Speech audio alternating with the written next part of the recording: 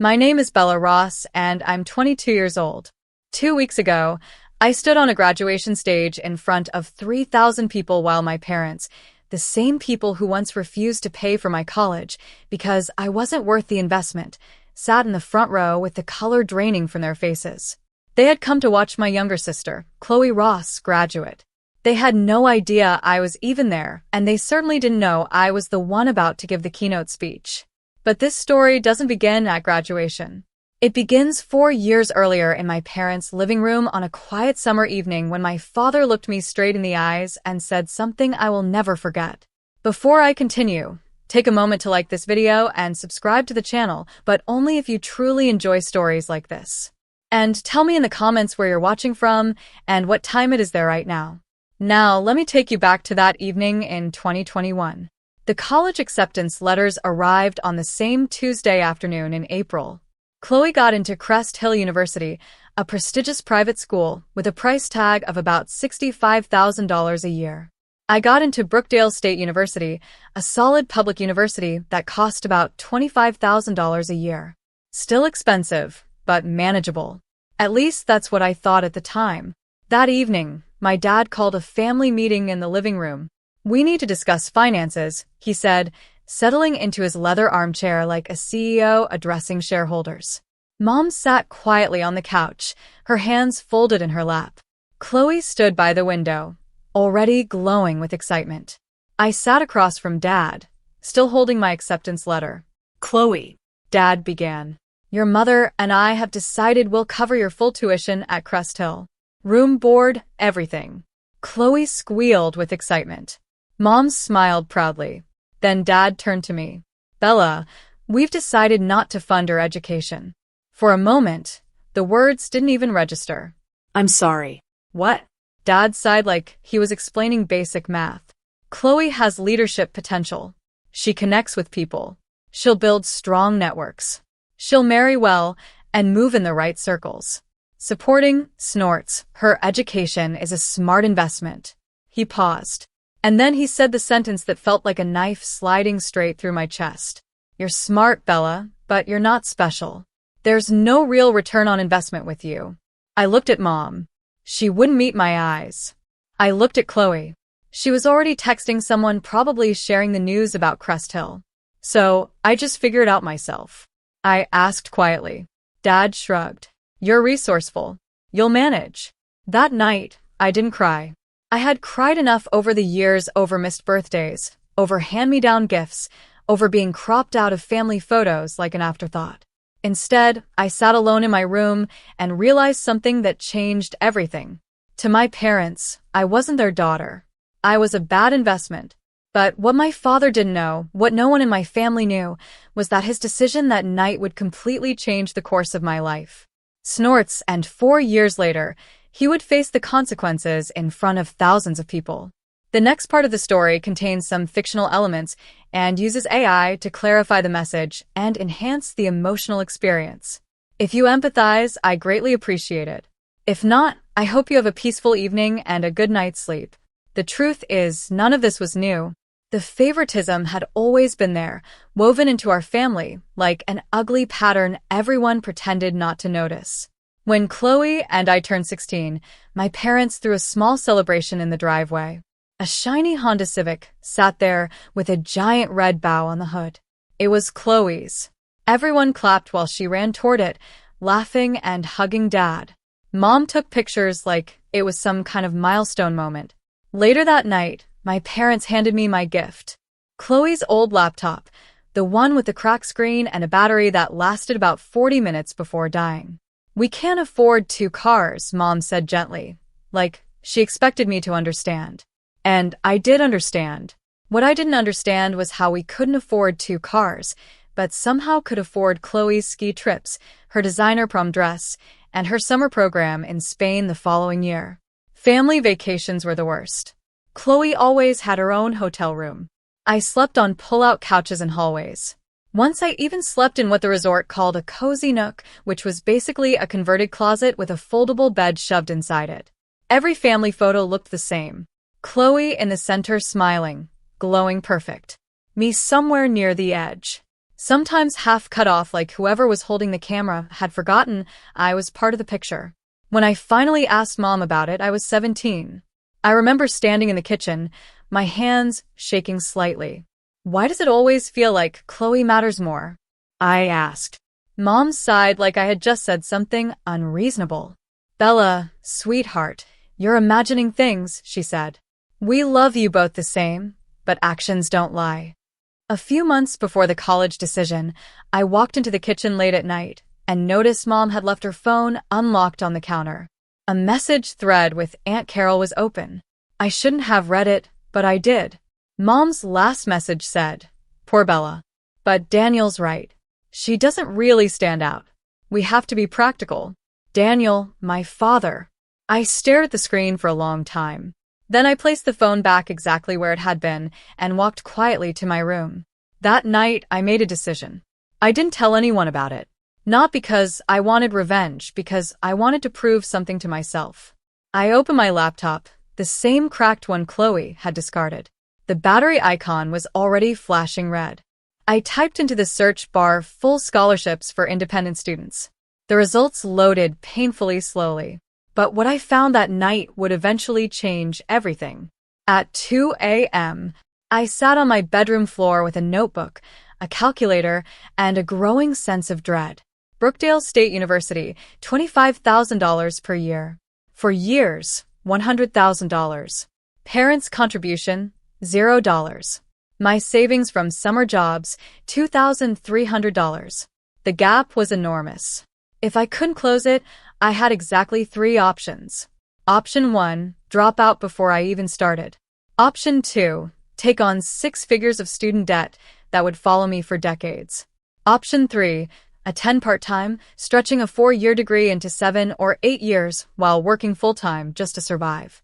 Every option led to the same ending, becoming exactly what my father believed I was, the daughter who wasn't worth investing in. Every path led to the same place, becoming exactly what my father believed I was, the failure, the bad investment, the daughter who didn't make it. I could already imagine the conversations at future Thanksgiving dinners. "Chloe is doing so well at Crest Hill. Bella, oh, she's still figuring things out." But this wasn't just about proving them wrong. It was about proving myself right. That night, I kept scrolling through scholarship databases until my eyes burned and the screen blurred in front of me. Most of them required recommendation letters, essays, proof of financial need, transcripts, interviews. Some were obvious scams. Others had deadlines that had already passed. Then I found something. Brookdale University had a merit scholarship program specifically for first-generation and independent students. Full tuition coverage plus a small living stipend. The catch, only 5 students per year were selected. 5. The competition would be brutal. Still, I saved the link. Then I kept scrolling. And that's when I saw the name that would eventually change my life. The Whitfield Scholarship.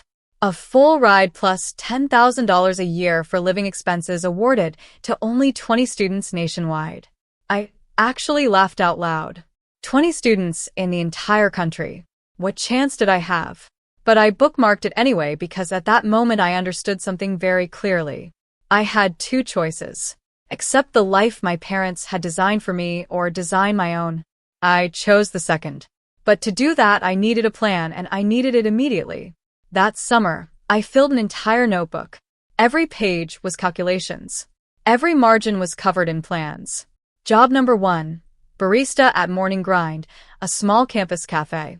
Shift, 5 a.m. to 8 a.m. Estimated monthly income, $800. Job number 2, weekend cleaning crew for the residence halls. Income $400 per month.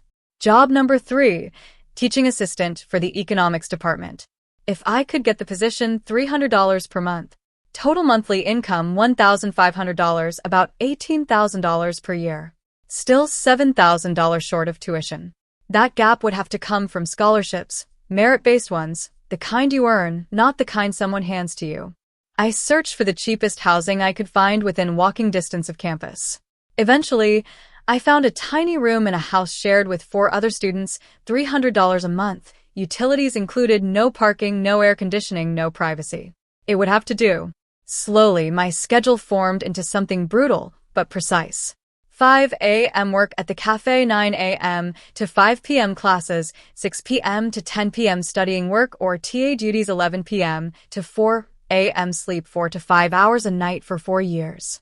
The week before I left for college, Chloe posted photos from a Cancun trip with her friends. Sunset beaches, margaritas, laughter.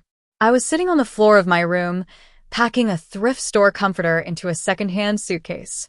Our lives were already moving in completely different directions, and we hadn't even started college yet. But there was one thing that kept me going. Every night before falling asleep, I whispered the same sentence to myself. This is the price of freedom. Freedom from their expectations. Freedom from their judgment. Freedom from needing their approval. At the time, I didn't realize how true those words would become. And I definitely didn't know that somewhere on the Brookdale campus, there was a professor who would eventually see something in me that my own parents never could. Freshman year, Thanksgiving. I sat alone in my tiny rented room. My phone was pressed against my ear as I listened to the sounds of home on the other end of the call. Laughter in the background, the clinking of dishes, the warm chaos of a family gathering I wasn't part of. Hello, Bella. My mother's voice sounded distant, distracted. Hi, Mom, I said softly. Happy Thanksgiving. Oh, yes, she replied after a pause. Happy Thanksgiving, honey. How are you? My mom asked. I'm okay, I said.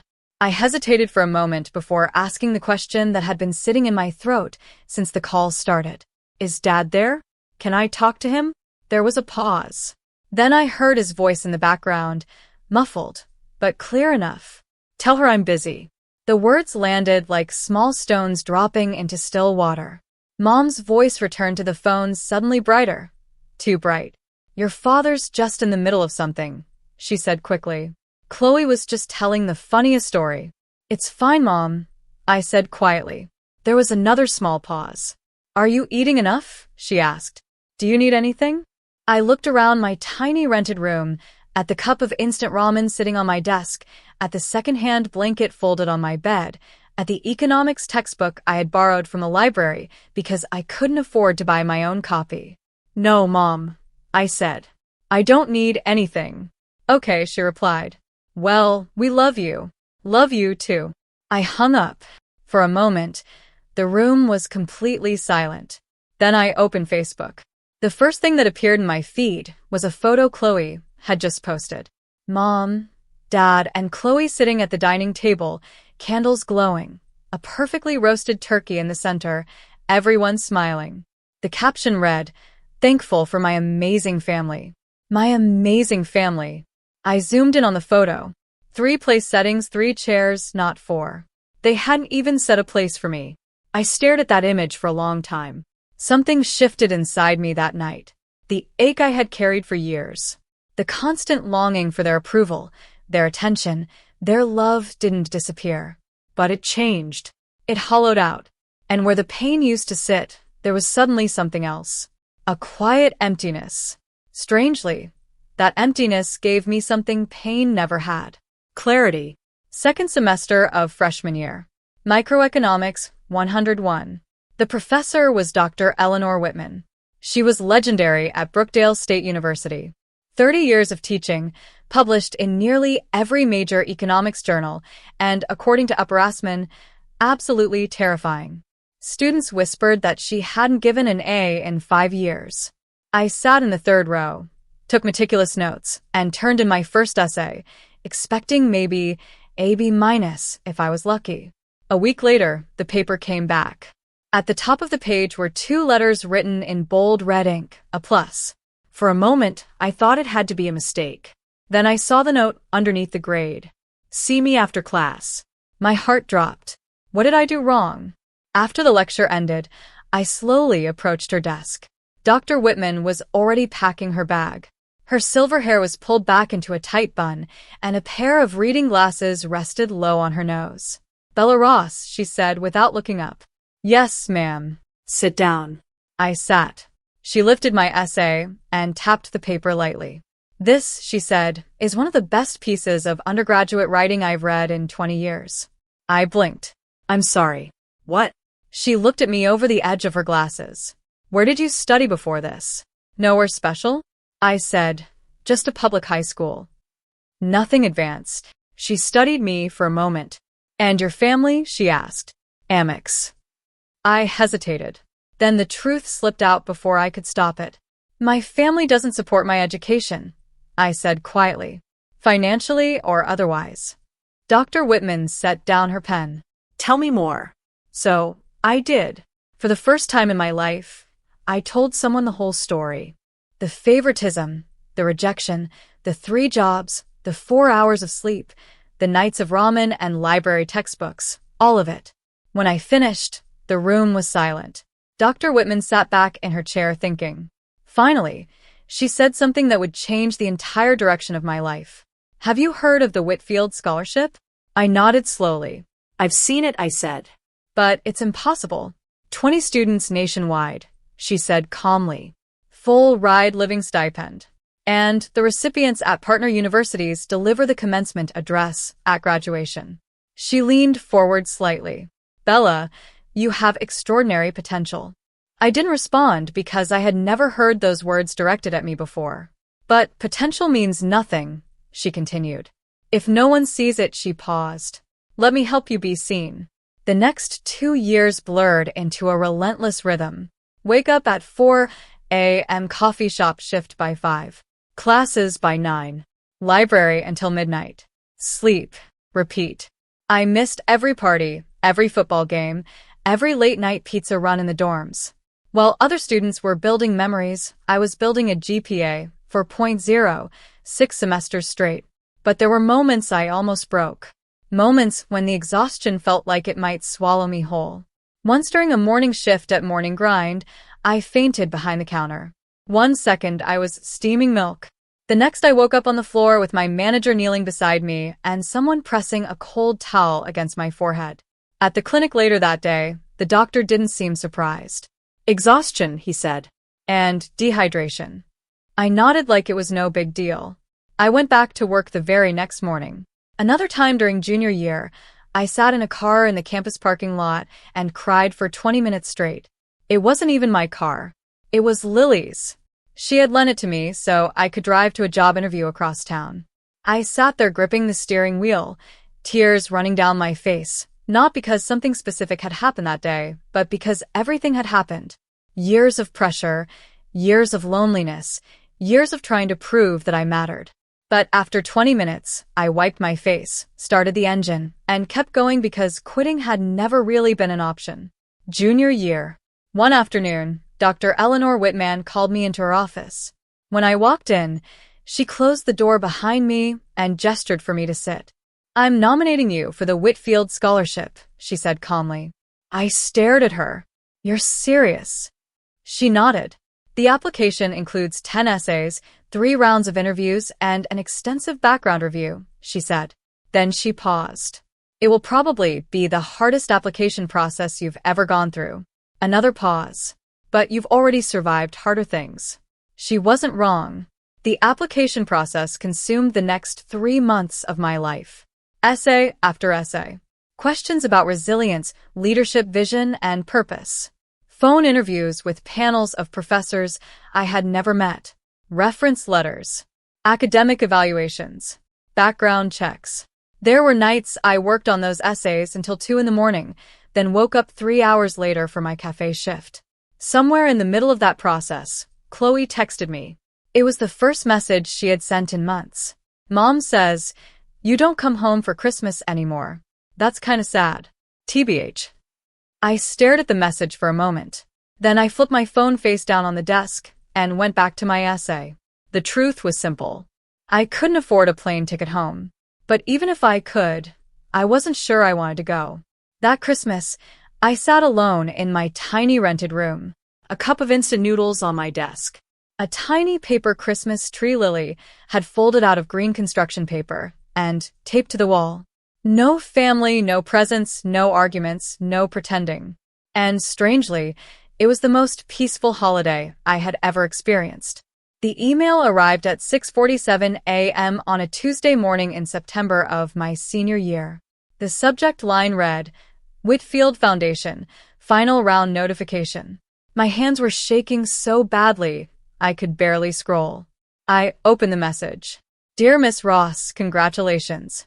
Out of more than 200 applicants, you have been selected as one of the final 50 candidates for the Whitfield Scholarship. 50 finalists, 20 winners. That meant I had roughly a 40% chance if everything were equal. But things were never equal.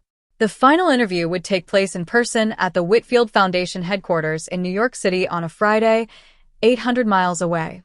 I opened my banking app. Balance $847. A last-minute flight would cost at least $400. A hotel would take the rest, and my rent was due in 2 weeks. I stared at the screen for a long time. Then I slowly started to close my laptop just as someone knocked on my door. Bella Lily called. You okay? You can come in. She stepped inside and immediately froze. Why do you look like you just saw a ghost? I turned the laptop toward her. She read the email. Then she screamed. Actually screamed. You're going, Lily. I can't afford bus ticket. She interrupted. $53. Leaves Thursday night. Gets to New York Friday morning. I can't ask you to loan me money. You're not asking, she said firmly. I'm telling.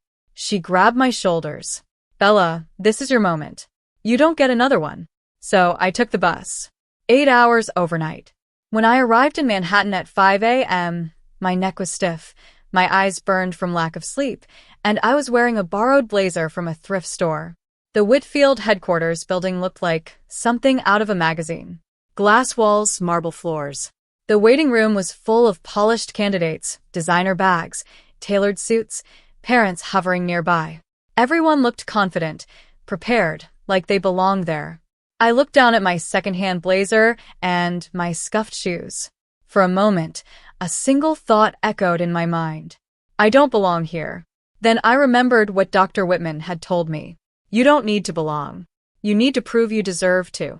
So I lifted my head and walked into the interview room. 2 weeks later, I was walking across campus toward my 5 a.m. shift at Morning Grind when my phone buzzed in my pocket. Subject: Whitfield Scholarship Decision. I stopped walking in the middle of a sidewalk. A cyclist swerved around me and shouted something angry, but I didn't even hear the words. My entire world had narrowed to the screen in my hand. Slowly, I opened the email. Dear Ms. Ross, we are pleased to inform you that you have been selected as a Whitfield Scholar for the class of 2025. I read the sentence once, then again, then a third time. By the fourth time, my vision was already blurring. I sat down on the curb right there on the sidewalk outside Morning Grind and started crying. Not quiet tears. Not the polite kind you wipe away quickly. These were messy, uncontrollable sobs that made strangers stare as they walked past. 3 years of exhaustion, 3 years of loneliness, 3 years of grinding determination poured out of me all at once. I had done it. I was a Whitfield Scholar, full tuition, $10,000 a year for living expenses, and the opportunity to transfer to any partner university in the Whitfield network. That night, Dr. Eleanor Whitman called me personally. Bella, she said the moment I picked up, I just received the notification. I'm so proud of you. Thank you, I said quietly, for everything. There, snorts, was a brief pause on the line. There's something else you should know, she added. The Whitfield program allows recipients to transfer to one of its partner universities for their final year. I sat up straighter. Okay. One of those schools, she continued, is Crest Hill University. Crest Hill, Chloe's school. My heart skipped. If you transfer, Dr. Whitman continued, you would graduate under their honors program. And traditionally, the Whitfield Scholar at each partner institution delivers the commencement address. For a moment, I couldn't breathe. Bella, she said gently. You would likely graduate as valedictorian. You'd be the one speaking at graduation. I leaned back against the wall and closed my eyes. In my mind, I suddenly saw the image clearly. My parents sitting in the audience, proud, excited, completely focused on Chloe's big day, completely unaware that I was there, too. I'm not doing this for revenge, I said quietly. I know you're not, Dr. Whitman replied. I'm doing it because Crest Hill has the better program for my career. I know that, too, she said. Then she paused. But if certain people happen to see you shine, that's just a bonus. I smiled slightly. That night, I made my decision, and I told no one in my family. 3 weeks into my final semester at Crest Hill University, it finally happened. I was sitting in the third-floor library, tucked into a corner study carrel, with my constitutional law textbook open in front of me. The afternoon sun was coming through the tall windows. The room was quiet. Then I heard a voice behind me. "Oh my God, Bella." My stomach dropped instantly. I turned slowly, and there she was, Chloe Ross. "Oh my God, Bella." I looked up from my book. Chloe stood about 3 feet away from my desk holding a half-empty iced latte. Her mouth was slightly open, her eyes wide with disbelief, like she had just seen something impossible. What are you? How are you? What? She couldn't even finish the sentence. I calmly closed my book and placed my pen on top of it. "Hi, Chloe. You go here," she said finally. "Since when?" "Mom and Dad didn't say anything." "Mom and Dad don't know." She blinked. "What do you mean they don't know?" "Exactly what I said," I replied. "They don't know I'm here." Chloe slowly set her coffee down on the table beside my books, still staring at me like I had materialized out of thin air. "But how?" she said. "They're not paying for, how did you even?" "I paid for Brookdale myself," I said calmly. "Then I transferred." Scholarship. The words seemed to hang in the air between us. Scholarship. Chloe's expression changed. First confusion, then disbelief, then something else. Something that almost looked like shame. "Why didn't you tell anyone?" she asked quietly. I looked at her. My sister, the one who had received everything I had been denied. The one who had never once in 4 years asked how I was surviving. "Did you ever ask?" I said. Her mouth opened slightly, then closed again. She didn't have an answer. I gathered my books and slid them into my bag. "I need to get to class." "Bella, wait." She reached out and grabbed my arm. "Do you hate us?" she asked softly. "The family?"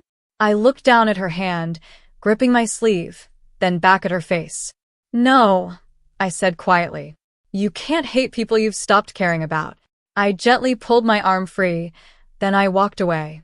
That night, my phone lit up with notifications. Missed calls, texts, more missed calls. "Mom," "Dad," "Chloe," over and over again.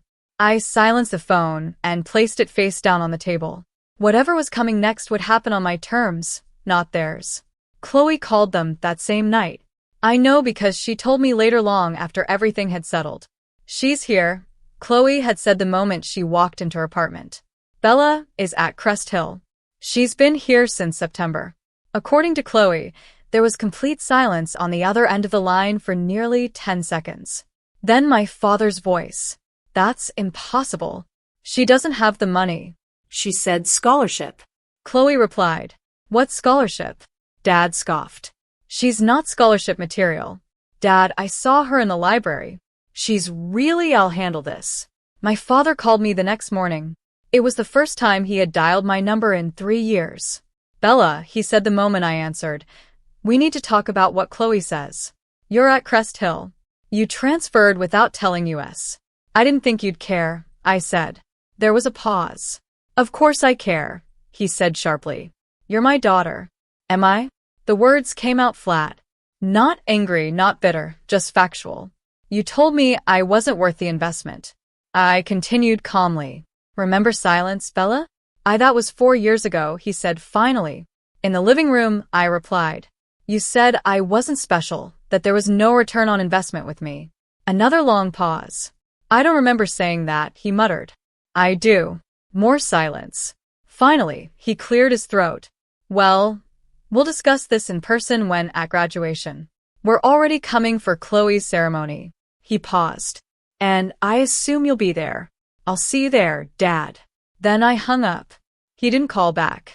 That night, I sat in my small apartment, the one I had paid for myself with money I had earned, and I thought about that conversation. Either he truly didn't remember what he said that night 4 years ago, or he had simply decided it didn't matter. Either way, the truth was the same.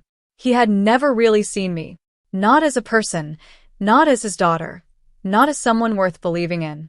But in 3 months, he would. And when that moment finally arrived, it wouldn't be because I forced him to look. It would be because he couldn't look away. The weeks leading up to graduation passed in a strange, quiet blur. I knew they were coming.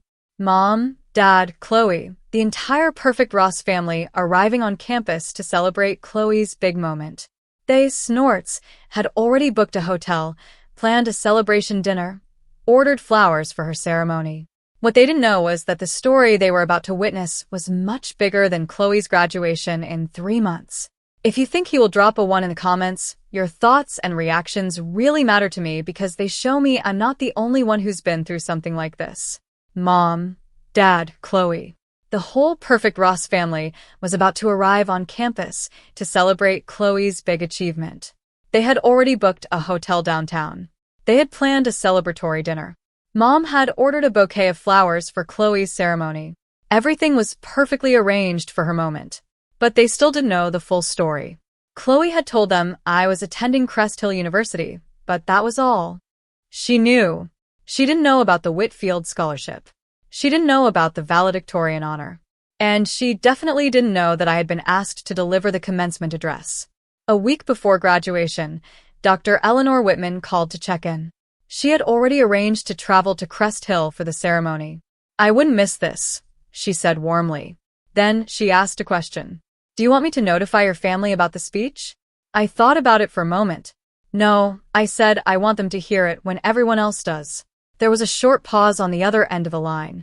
This isn't about embarrassing them, is it? She asked gently.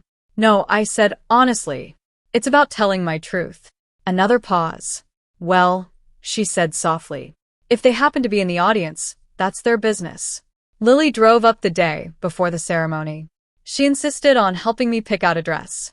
It was the first brand new piece of clothing I had bought in 2 years that didn't come from a thrift store. Navy blue, simple, elegant. When I stepped out of the dressing room, Lily stared at me and smiled. You look like a CEO, she said. I feel like I'm going to throw up, I replied. She laughed. Honestly, same thing. The night before graduation, I couldn't sleep. Not exactly from nerves, something else. I kept asking myself the same question over and over again. What will I feel when I see them? Would the old pain come rushing back? Would I suddenly want them to hurt the way I had hurt for years? Would all those memories come flooding back at once? I stared at the ceiling until 3 a.m., searching for answers, and eventually I found one. I didn't want revenge. I didn't want them to suffer. I just wanted to be free. And tomorrow, one way or another, I would be. Before I continue, I want to pause for a second.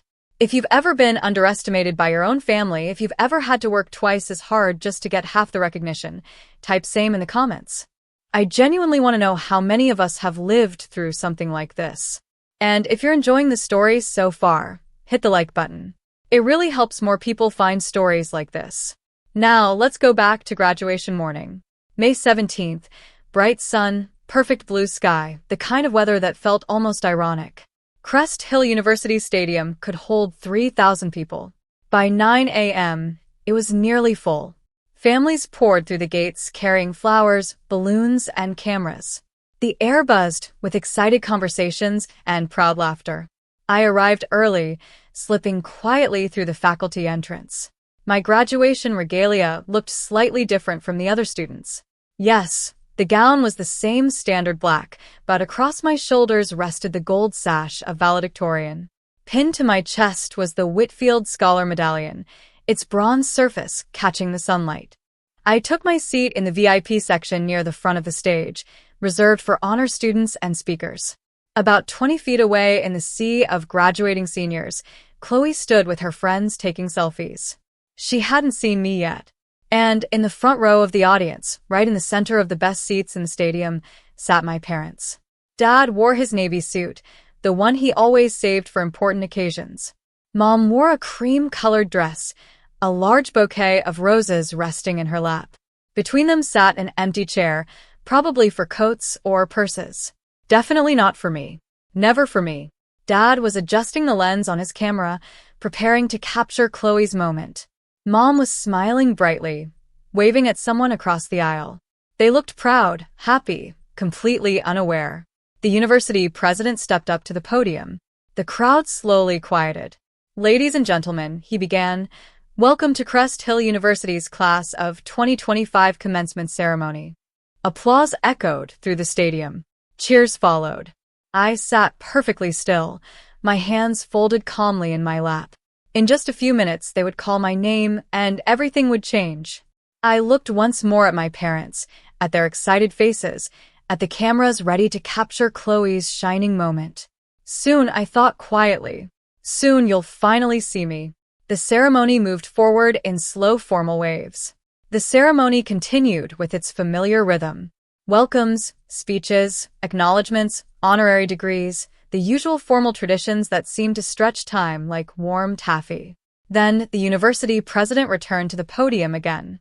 "And now," he said, smiling toward the front rows, "it is my great honor to introduce this year's valedictorian and Whitfield scholar." My heart rate spiked. A student who has demonstrated extraordinary resilience, academic excellence, and strength of character. In the audience, my mother leaned over and whispered something to my father. He nodded absent-mindedly while adjusting the lens on his camera. The camera was still pointed toward Chloe, waiting for her moment. Please join me in welcoming Bella Ross. For one suspended moment, nothing happened. Then I stood.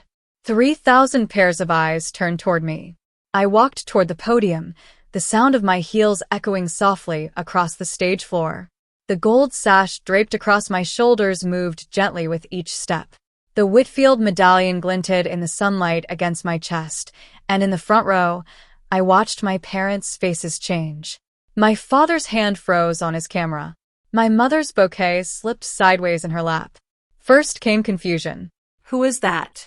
Then recognition. Wait, is that then shock? It can't be. Then nothing but pale, stunned silence. Across the graduate seating area, Chloe's head snapped toward the stage. Her mouth fell open. I could see her lips form my name. Bella. I reached the podium and adjusted the microphone. The applause filled the stadium. 3,000 people clapping, 3,000 voices cheering. My parents didn't clap. They sat there frozen, as if someone had paused their entire world. For the first time in my life, they were actually looking at me. Not at Chloe, not through me, at me. I waited until the applause softened. Then I leaned forward slightly and began to speak. Good morning, everyone. My voice sounded calm, steady. 4 years ago, someone told me I wasn't worth the investment. In the front row, my mother's hand flew up to cover her mouth. My father's camera hung uselessly at his side. I was told I didn't have what it takes.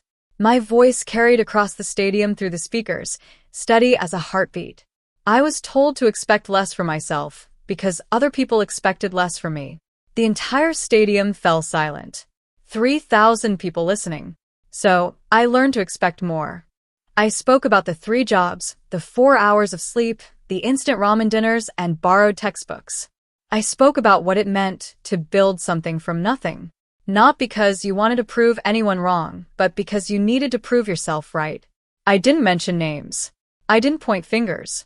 I didn't need to. The greatest gift I received, I continued, was not financial support or encouragement.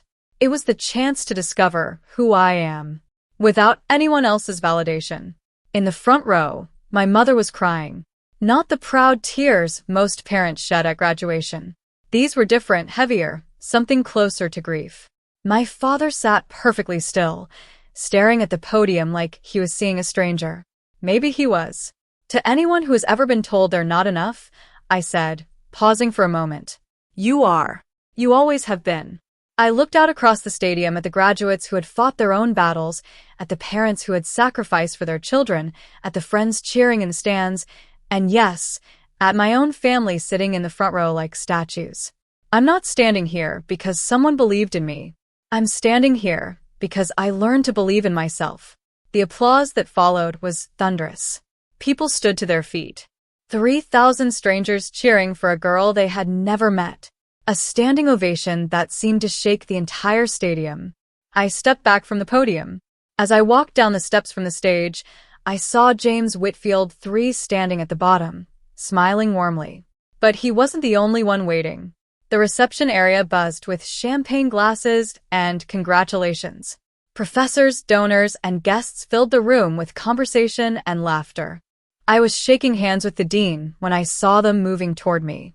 My parents walking slowly through the crowd like people wading through deep water. My father reached me first. "Bella," he said, his voice rough. "Why didn't you tell us a server passed by carrying a tray of sparkling water?" I took a glass calmly and lifted it to my lips before answering. "Did you ever ask?" I said quietly. My father opened his mouth as if he had an answer ready. Then he closed it again. My mother stepped closer beside him. Mascara had streaked down her cheeks, and her hands were shaking. "Bella, I'm so sorry," she whispered. "We didn't know." "I'm sorry you knew," I replied calmly. "You just chose not to see." "That's not fair," my father began. "Fair," I repeated. The word came out steady, not sharp. "You told me I wasn't worth investing in. You paid $250,000 for Chloe's education and told me to figure everything out on my own. That's what happened." My mother reached out toward me instinctively. "Bella, please." I stepped back. "I'm not angry," I said, and I meant it. The anger had burned out of me a long time ago. What remained was something quieter, something cleaner. But I'm not the same person who left your house 4 years ago. My father's jaw tightened. "I made a mistake," he said. "I said things I shouldn't have. You said what you believed." I met his eyes. "You were right about one thing, though. I wasn't worth the investment." He flinched slightly. "Not to you," I continued calmly. "But I was worth every sacrifice I made for myself." Before he could respond, someone stepped beside me. "Miss Ross," I turned. James Whitfield III stood there extending his hand.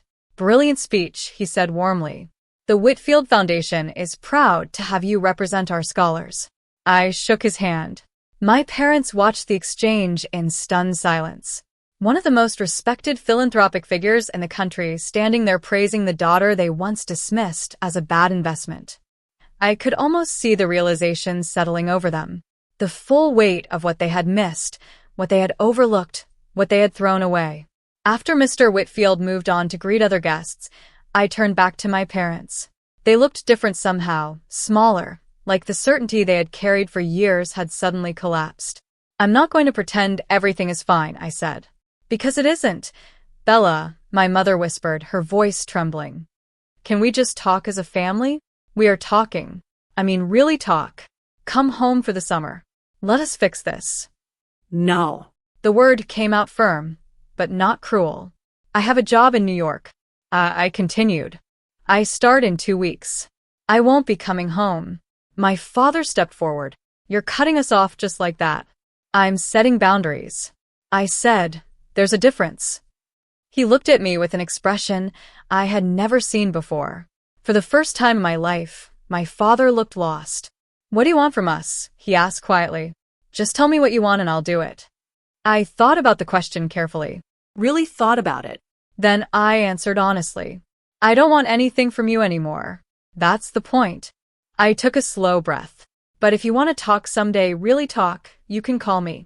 I might answer. I might not. It depends on whether you're calling to apologize or just to make yourself feel better. My mother was crying again. "We love you, Bella," she said softly. "We've always loved you." "Maybe," I said. "But love isn't just words. It's choices. And you made yours." At that moment, Chloe stepped closer, hovering uncertainly at the edge of the conversation. "Bella," she said quietly. She hesitated before speaking again. "Congratulations." "Thank you." There was no hug, no emotional reunion, but there was no cruelty either. "I'll call you sometime," I said. "If you want." Chloe nodded slowly, her eyes wet. I'd like that. Then I turned and walked away, not running, not escaping, just moving forward. Near the exit of the reception hall, Dr. Eleanor Whitman was waiting. She watched me approach with a small, knowing smile. "You did well," she said. "I'm free," I replied. And for the first time in my life, I truly meant those words. The ripple effect started before my parents even left the campus. Standing in the reception area, I could already see it happening. I watched the realization spread slowly through the reception crowd. Family, friends, acquaintances, people from my parents' social circles all began connecting the pieces. Mrs. Patterson from the country club approached my mother first. "Diane," she said warmly. "I had no idea Bella went to Crest Hill, and a Whitfield scholar, too. You must be so proud." My mother forced a smile. "Yes," she said softly. "We're very proud." Mrs. Patterson laughed lightly. "How on earth did you keep that a secret? If my daughter had won something like that, I'd have it on billboards." My mother didn't answer. Over the following weeks, the questions only multiplied. My father's business partners began mentioning me in conversations. "I saw your daughter's speech online," one of them said during a dinner meeting. "Incredible story. You must have pushed her really hard to succeed." My father couldn't tell them the truth, that he had done the opposite. 3 days after graduation, Chloe called me. "Mom hasn't stopped crying," she said quietly. "And Dad barely talks anymore. He just sits there most evenings." "I'm sorry to hear that," I replied. There was a pause on the line. "Are you?" Chloe asked. I thought about the question for a moment before answering. "I don't want them to suffer," I said honestly. "But I'm not responsible for their feelings either." More silence. Then Chloe spoke again. "Bella, I'm sorry. You don't have to." After years of damage. It wasn't forgiveness, but it was a beginning. 2 years have passed since that graduation day. I'm still in New York, still working at Morrison and Associates, although I've been promoted twice since then. This fall, my company is paying for me to begin my MBA at Columbia University. Sometimes I think about the girl who survived on instant noodles and 4 hours of sleep. She probably wouldn't recognize my life now, but I haven't forgotten her. I carry her with me every day. Chloe and I meet for coffee about once a month now. It's awkward sometimes. We're learning how to be sisters as adults, which is strange because we never really learned how to be sisters as children, but she's trying. I can see that. "I'm sorry I didn't notice," she told me during our last coffee meeting. "All those years I was focused on everything I was getting. I never once asked why you weren't." "I know," I said. "How do you not hate me?" she asked quietly. "Because you didn't create the system," I told her. "You just benefited from it." Last month, my parents came to visit me in New York. It was the first time they had ever seen my life here. It was uncomfortable, awkward. Dad spent half the visit apologizing. Mom spent the other half crying. But they came. They stood at the door of the life I built without them. And that meant something. I'm not ready to call us a family again. That word still carries too much history. But we're something. Something unfinished. Something still being rebuilt. Last month, I wrote a check to the Brookdale State Scholarship Fund.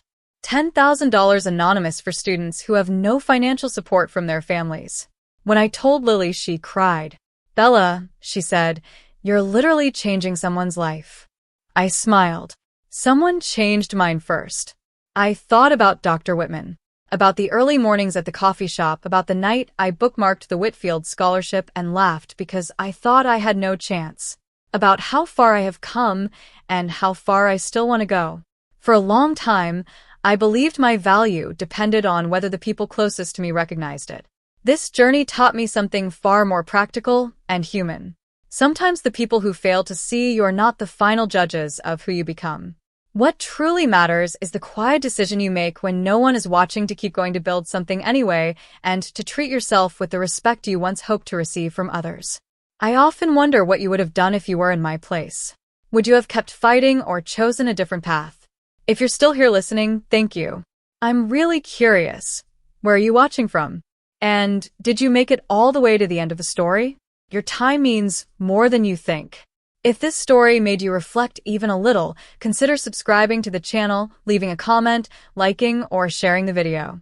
One simple action from you can help stories like this reach someone who might be struggling quietly and needs to hear that their effort still matters. In a small way, you become part of that change, helping more people believe in themselves.